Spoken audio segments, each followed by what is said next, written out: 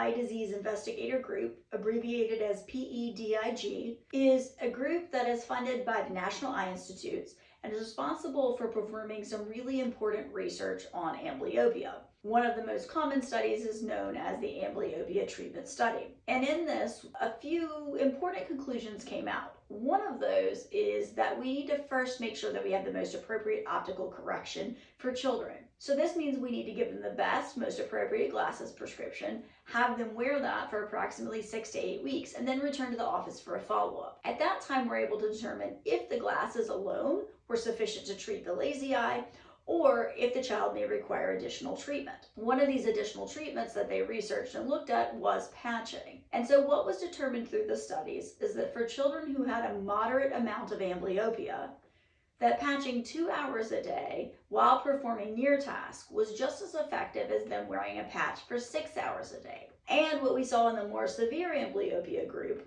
was that patching for 6 hours a day was determined to be just as effective as patching for the entire day. And in some of those severe amblyopia children, we also saw that they gained significant improvement even with only patching 2 hours a day. So while we've gotten some great information out of these research studies, I think one of the most important take-home messages is that we used to think patching for longer periods of time was better, when in fact what the research has shown is that patching less is actually more effective.